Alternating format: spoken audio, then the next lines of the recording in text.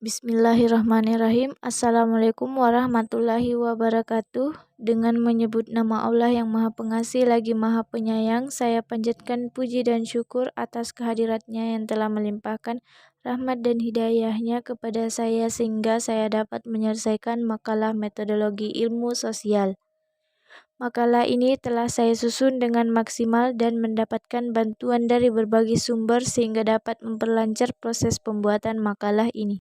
Berikut daftar isi. Pengertian metodologi, unsur-unsur metodologi, ilmu sosial positifis, ilmu sosial humanis, ilmu sosial kritis, pertentangan metodologi, konflik, kekerasan, upaya penyelesaian atau pengendalian konflik sosial dan konflik ilmiah, stratifikasi sosial dan konflik.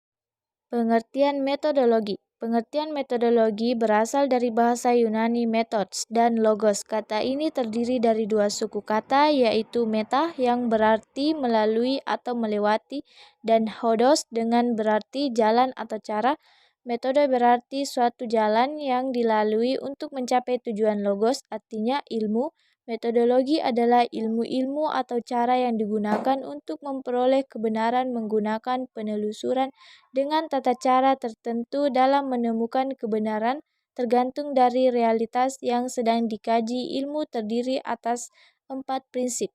Unsur-unsur metodologi. Unsur-unsur metodologi sebagaimana telah dirumuskan oleh Anton Becker dan Ahmad Zubair dalam buku Metodologi Penelitian Filsafat pada tahun 1994 antara lain dijelaskan sebagai berikut. Interpretasi artinya menafsirkan, membuat tafsiran tetapi yang tidak bersifat subjektif melainkan harus bertumpu pada evidensi objektif untuk mencapai kebenaran autentik. Dengan interpretasi ini diharapkan manusia dapat memperoleh pengertian, pemahaman atau festehan. Pada dasarnya, interpretasi berarti tercapainya pemahaman yang benar mengenai ekspresi manusiawi yang dipelajari. Bagian B, induksi dan deduksi.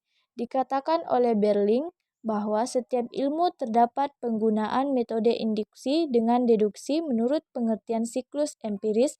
Siklus empiris meliputi beberapa tahapan yakni observasi, induksi, deduksi, kajian, eksperimentasi, dan evaluasi. Bagian C, koherensi intern, yaitu usaha untuk memahami secara benar guna memperoleh hakikat dengan menunjukkan semua unsur struktural dilihat dalam suatu struktur yang konsisten, sehingga benar-benar merupakan internal struktur atau internal relation. Bagian D, holistis, yaitu tinjauan secara lebih dalam untuk mencapai kebenaran secara utuh, di mana objek dilihat dari interaksi dengan seluruh kenyataannya. Identitas objek akan terlihat bila ada korelasi dan komunikasi dengan lingkungannya. Bagian E, kesinambungan historis. Jika ditinjau dari perkembangannya, manusia itu adalah makhluk historis.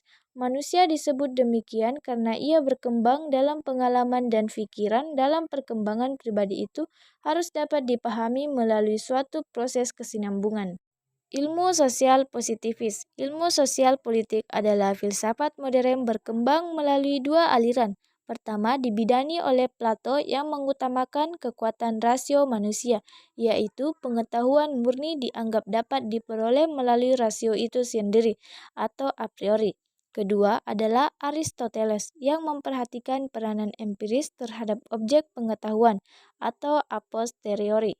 Selanjutnya, masing-masing melahirkan penerus rasio didukung oleh Rene Descartes, Malebranche, Spinoza, Leibniz, dan Wolff. Filsafat empirisme berkembang di tangan Hobbes, Locke, Berkeley, dan Hume atau Hardiman 1990. Ilmu alam berkembang melalui empiris dan rasionalisme yang memisahkan kepentingan dari teori. Ilmu sosial humanis. Margaret M. Poloma dengan mengutip Cotton 1966 dan Warren 1976 menjelaskan, berbeda dengan sosiologi naturalistis dan positifis, sosiologi humanistis bertolak dari 3 isu penting, yaitu pertama, tidak seperti sosiologi pandangan common sense tentang hakikat sifat manusia dan mencoba menyesuaikan diri dan membangun dirinya di atas pandangan itu. Kedua, para ahli sosiologi humanis itu yakin bahwa pandangan common sense tersebut dapat dan harus diperlakukan dengan premis dari mana penyempurnaan perumusan sosiologi berasal. Dengan demikian, pembangunan teori dalam sosiologi bermula dari hal-hal yang kelihatannya jelas ada dalam kehidupan sehari-hari dan umum. Ketiga, sosiologi humanis mengetengahkan lebih banyak masalah kemanusiaan ketimbang usaha untuk menggunakan preskripsi metodologis yang bersumber dalam ilmu-ilmu alam untuk mempelajari masalah-masalah manusia, atau Poloma 1997 ayat 10. Ilmu sosial kritis. Ilmu sosial kritis adalah tradisi yang meyakini bahwa ilmuwan sosial mempunyai kewajiban moral mengajak dalam melakukan kritik masyarakat. Kepentingan teori sosial adalah emansipasi yang membebaskan masyarakat dari kekejaman struktur sosial menindas. Mereka menolak memisahkan analisis dari pertimbangan dan fakta dari nilai seperti yang disampaikan oleh Hardiman bahwa teori kritis hendak menembus realitas sosial sebagai fakta sosiologis untuk menemukan kondisi-kondisi yang bersifat transkendental yang melampaui data empiris. Teori kritis juga bersifat historis dan tidak meninggalkan data yang diberikan oleh pengalaman konstruktual. Dengan demikian, teori kritis merupakan dialektika antara pengetahuan yang bersifat transkendental dari empiris. Pertentangan metodologi. Pertentangan sosial merupakan suatu konflik yang biasanya timbul akibat faktor-faktor sosial. Contohnya, salah paham. Pertentangan sosial ini adalah salah satu akibat dari adanya perbedaan-perbedaan dari norma yang menyimpan di kehidupan masyarakat. Sedangkan metodologi adalah ilmu-ilmu atau cara yang digunakan untuk memperoleh kebenaran menggunakan penelusuran dengan tata cara tertentu dalam menemukan kebenaran, tergantung dari realitas yang sedang dikaji. Ilmu terdiri atas 4 prinsip. Konflik. Pertentangan konflik dalam masyarakat sangatlah mungkin terjadi dalam suatu masyarakat. Terlebih masyarakat mungkin pula menjadi suatu penyebab akan adanya perubahan sosial dan kebudayaan. Sehingga pertentangan sangatlah mungkin terjadi di antara mereka, baik itu antar individu maupun antar kelompok. Terlebih, masyarakat Indonesia adalah masyarakat majemuk yang terdiri dari berbagai suku bangsa, ras, agama, bahasa, dan sebagainya. Perbedaan yang demikian juga sangatlah memungkinkan masyarakat Indonesia mengalami konflik, baik itu konflik antar individu, antar ras, antar suku, dan antar kelompok sosial lainnya. Selain itu, interaksi sosial yang berjalan dalam masyarakat juga sangat berpotensi menghasilkan konflik sosial mengingat tidak semua interaksi sosial yang ada dalam masyarakat dapat berjalan dengan lancar. Berikut faktor-faktor penyebab konflik. Konflik yang terjadi di masyarakat tidak terjadi begitu saja, melainkan disebabkan karena adanya beberapa faktor yang menyebabkan konflik itu terjadi. Adapun menurut Sarjono Sekanto, terdapat beberapa faktor penyebab konflik, yaitu 1. Perbedaan antar individu. Sebagai makhluk individu, manusia memiliki sifat yang berbeda antar satu dengan yang lainnya, sehingga pada saat berlangsungnya interaksi, maka individu akan mengalami proses adaptasi dan pertentangan dengan individu lainnya. Apabila terdapat ketidaksesuaian, maka hal ini akan menyebabkan konflik. Yang kedua, perbedaan kebudayaan. Kebudayaan sering dianggap sebagai sebuah ideologi oleh suatu masyarakat sehingga memicu terjadinya konflik. Anggapan yang berlebihan terhadap kebudayaan yang dimiliki oleh sebuah kelompok menempatkan kebudayaan sebagai sebuah tingkatan sosial, sehingga kebudayaan milik sendiri dianggap lebih tinggi daripada kebudayaan lain. Adanya sifat primordialisme dan etnosentrisme inilah yang nanti akan menyebabkan sebuah konflik, karena pada saat bersanding dengan kebudayaan kelompok lain, maka hanya menganggap bahwa kelompoknya sendiri yang paling bagus, sehingga perbedaan kebudayaan ini akan menyebabkan pola pikir dan tingkah laku yang berbeda pula pada tiap dalam orang kelompok berbeda. Yang ketiga, perbedaan kepentingan. Dalam memenuhi kebutuhan hidupnya, manusia akan berbeda-beda dalam kebutuhannya. Perbedaan kebutuhan ini akan berubah menjadi kepentingan yang berbeda-beda karena masing-masing pihak berusaha untuk memenuhi kebutuhannya. Dengan demikian, maka faktor perbedaan kepentingan ini juga dapat menyebabkan terjadinya konflik. Yang keempat, perubahan sosial. Perubahan sosial dapat terjadi karena adanya perubahan-perubahan dalam unsur-unsur yang mempertahankan keseimbangan masyarakat. Dengan demikian, maka masyarakat yang tidak dapat menerima perubahan sosial tersebut akan timbul konflik sebagai proses pertentangan karena adanya nilai dan norma yang tidak lagi sesuai dengan nilai dan norma yang dianut oleh masyarakat. Bentuk-bentuk konflik. Sir Sukanto membagi 5 bentuk khusus konflik atau pertentangan yang terjadi dalam masyarakat. Yang satu, pertama, konflik pribadi. Konflik pribadi adalah pertentangan yang terjadi antara orang per orang, masalah yang menjadi dasar perlawanan atau konflik pribadi biasanya juga masalah pribadi. Di dalam konflik pribadi ini masing-masing pihak yang bertikai akan saling mengejek, memaki, dan bahkan terjadi perkelahian secara fisik. Yang kedua, konflik rasial. Konflik rasial adalah pertentangan kelompok ras yang berbeda karena kepentingan dan kebudayaan yang saling bertabrakan. Konflik rasial umumnya terjadi karena salah satu ras merasa sebagai golongan yang paling unggul dan paling sempurna di antara ras lainnya. Konflik rasial misalnya terjadi di Afrika Selatan yang terkenal dengan politik apartheid. Konflik politik. Masalah politik merupakan aspek yang paling mudah untuk menyulut ketidaknyaman atau ketidaktenangan dalam masyarakat. Masalah politik sering mengakibatkan konflik antar masyarakat. Konflik politik merupakan konflik yang menyangkut golongan-golongan dalam masyarakat maupun di antara negara-negara yang berdaulat. Konflik politik pernah terjadi antara Indonesia dan Malaysia pada tahun 1963. Masalah politik banyak menyulut ketidaknyamanan dan menimbulkan konflik dalam masyarakat. Konflik ini menyangkut konflik antar golongan dalam masyarakat maupun antar negara dalam kaitannya perebutan kekuasaan. Yang keempat, konflik internasional. Konflik internasional yaitu pertentangan yang melibatkan beberapa kelompok negara karena perbedaan kepentingan yang biasanya berawal dari konflik antar dua negara yang disebabkan karena masalah politik atau ekonomi. Konflik berkembang menjadi konflik internasional karena terhadap masalah yang dipertentangkan.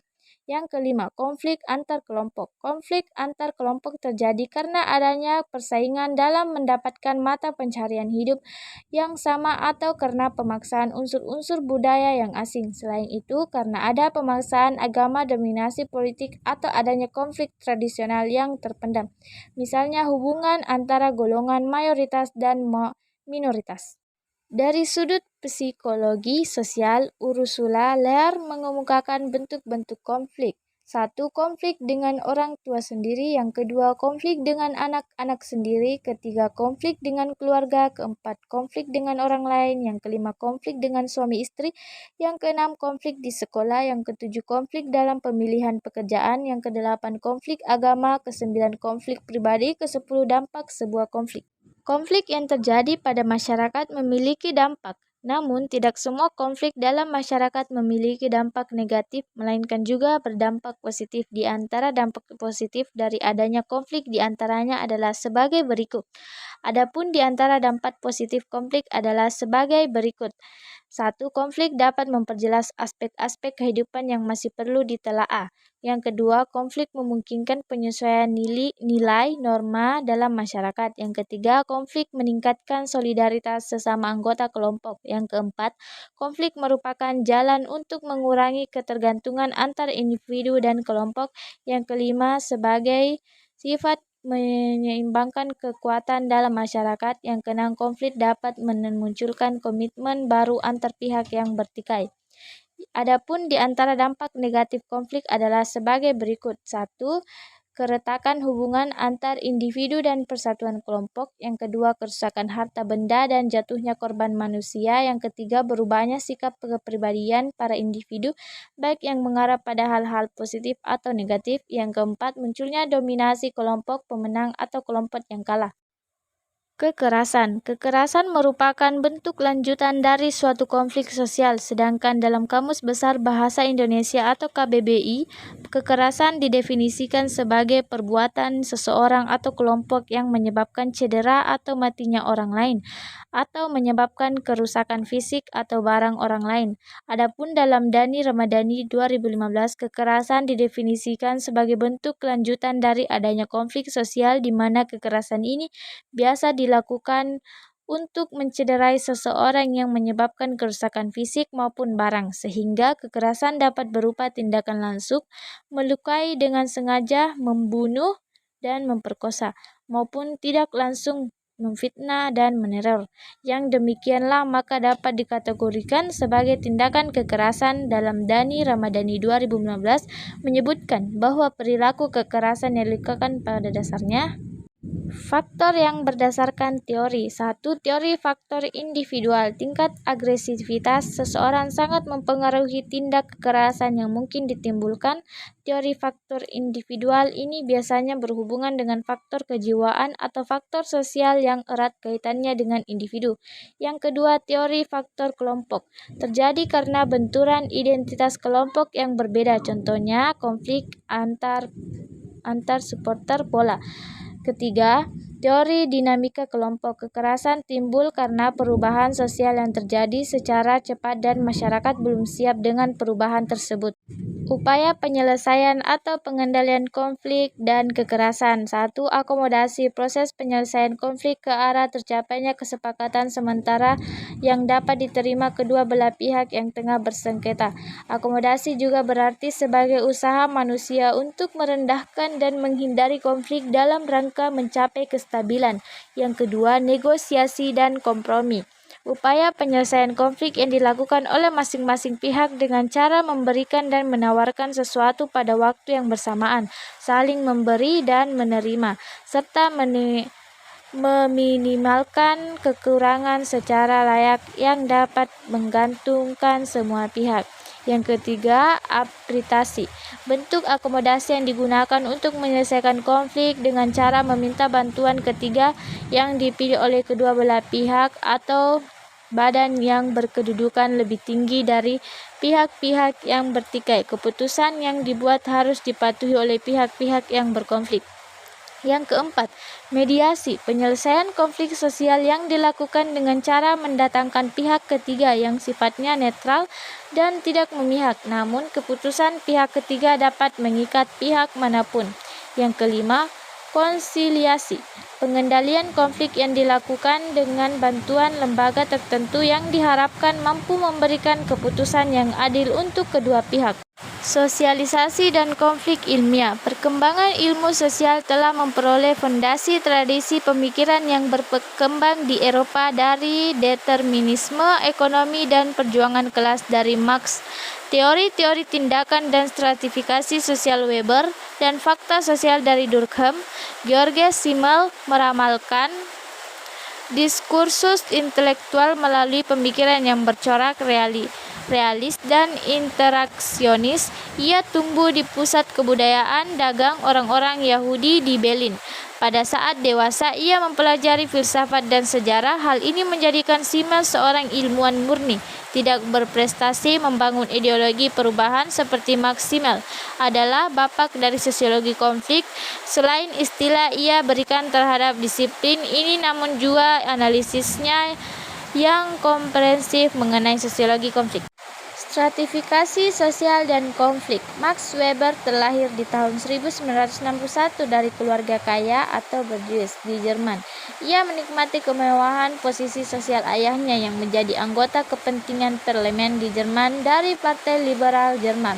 Maupun demikian, ia mengalami pengalaman pahit dari hubungan pernikahan ayah dan ibunya. Weber sendiri merupakan pendiri Partai Demokrat Jerman, Deutsches Demokratische Party. Hal ini menunjukkan ketertarikannya pada dunia politik di Jerman pada waktu itu.